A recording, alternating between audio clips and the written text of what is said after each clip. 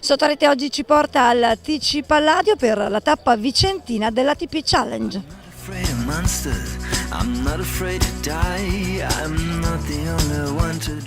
Appena 18 minuti di gioco, tanto è durata la finale dell'ATP Challenger di Vicenza, disputata sui campi del tennis Palladio.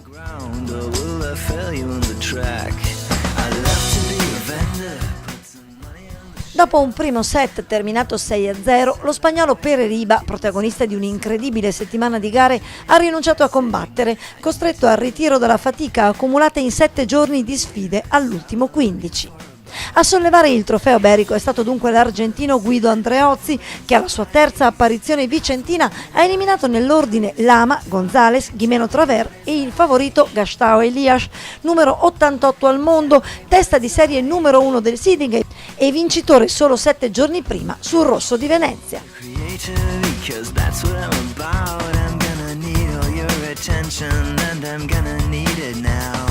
Siamo con il vincitore dell'ATP Vicenza, Guido Andreozzi. Intanto sei contento di questa vittoria, anche se è stata più facile questa finale del torneo? Sì, muy contento Sì, sono molto contento per la vittoria. Sfortunatamente Pere Riba si è dovuto ritirare, però credo di aver giocato tutta la settimana ottime partite e oggi l'ho coronata con il titolo, per cui sono molto felice. Bueno, hoy lo coroné con el título, así que muy contento.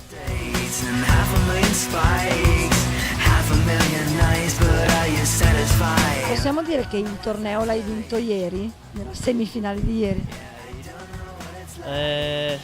Sì, hoy, sabiendo... Sì, alla luce di quanto accaduto oggi direi di sì, però le partite si devono sempre giocare. Pere aveva dimostrato di giocare bene, ma ha dovuto affrontare moltissimi match lunghi e oggi non è riuscito a battermi.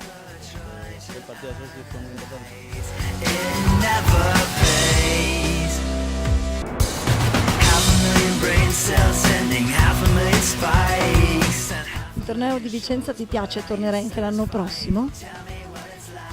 Questa settimana è stata molto positiva non solo per il tennis giocato, ma anche perché Vicenza è una città bellissima e quando potrò credo che tornerò ancora a giocare qui da voi.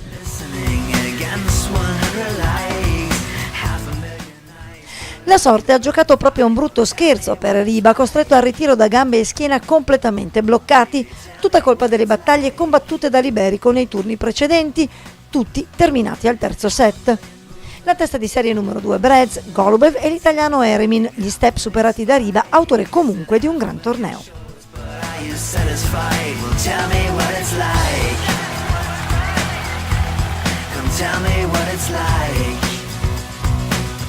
Siamo con il finalista Pere Riba. Oggi non era proprio la tua giornata, arrivavi da una settimana molto difficile. Sì, la verità è che oggi non sta al 100%, ho giocato troppo partita questa settimana, ma l'ho intentato, ma ieri in semifinale è stata una partita durissima e oggi non ho potuto essere.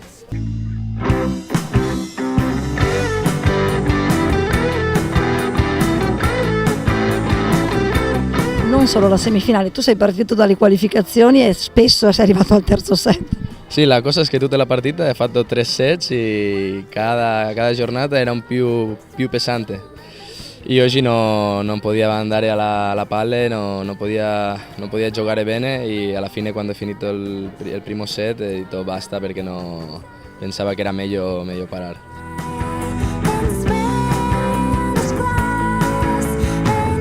Allora pensi di tornare il prossimo anno magari per sfidare di nuovo Andreozzi?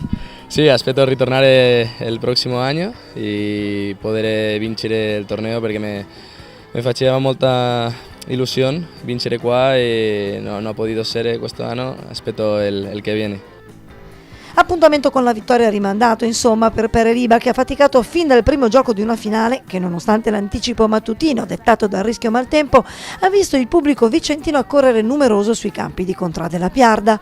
Dal punto di vista tecnico, la finale ha potuto dire davvero poco. Che Riba non fosse in forma lo si è capito fin dal primissimo game. Andreozzi ha così potuto controllare la gara in completa tranquillità, tenendo i propri turni di servizio e strappando break ad ogni occasione. Finale a parte però, quello visto al tennis Palladio è stato un grande tennis per un'intera settimana. Siamo con il presidente del TC Palladio Enrico Bettini. Che edizione è stata questa 2016 del Challenge? Guarda, siamo felicissimi perché è stata forse l'edizione più fortunata, un livello di giocatori altissimo, il tempo che è sempre la variabile più pericolosa ci ha aiutato e quindi è stata una settimana di grande successo. Siamo veramente contenti e questa edizione ci dà la forza anche per pensare già all'edizione 2017.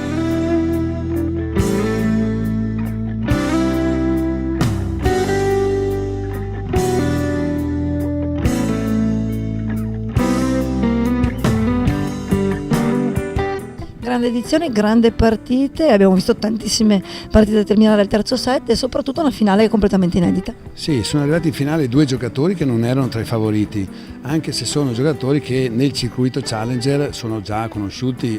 Pere Riba oggi è stanchissimo, ma è uno che ha vinto già 18 Challenger in carriera, quindi è sicuramente un giocatore di esperienza.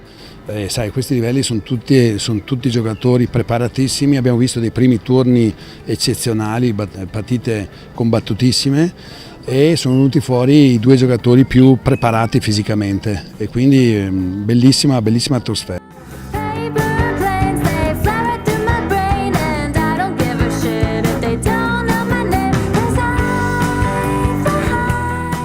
Un tabellone importante quello di Vicenza, come dimostra il solo fatto che Riba, vincitore in carriera di 18 Challenger, sia stato costretto a partire dalle qualificazioni.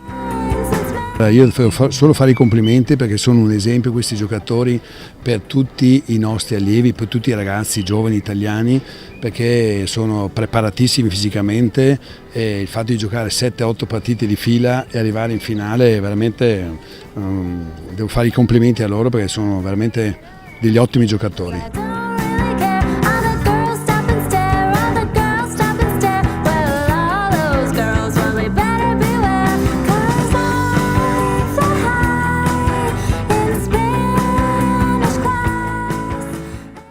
A proposito di italiani, per la prima volta almeno in semifinale un italiano ci è arrivato. Sì, diciamo che quest'anno Edoardo Eremin, che è una delle wildcard della federazione, qui era seguito dal tecnico Umberto Rianna, è arrivato in semifinale e ha perso ieri dopo una partita di 3 ore proprio con Riba 7-5 al terzo.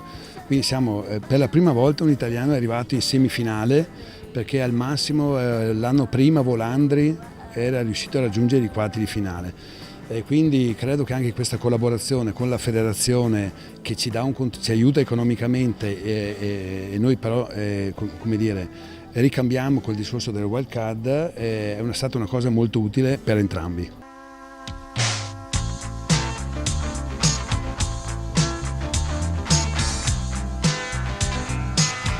Vicenza dunque è stata l'occasione per vedere all'opera anche talenti azzurri come Eremin, già campione italiano under 16 nel 2009.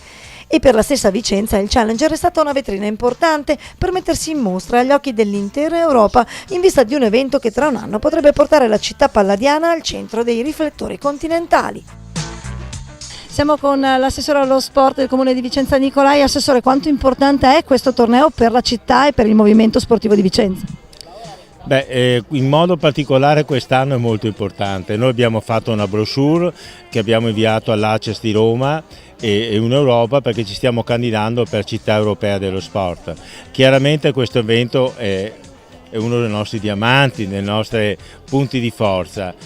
Con questo però non solo l'attività di altissimo livello come è questo torneo, ma mi piace pensare che tutto questo torneo sia fatto in funzione della promozione tra i giovani, perché lo scopo finale di essere città europea dello sport nel 2017 è la voglia di questa amministrazione di incrementare il numero dei partecipanti nei vari sport, quindi non solo i campioni ma i ragazzi, gli adulti, perché noi sappiamo che il tennis è per tutti.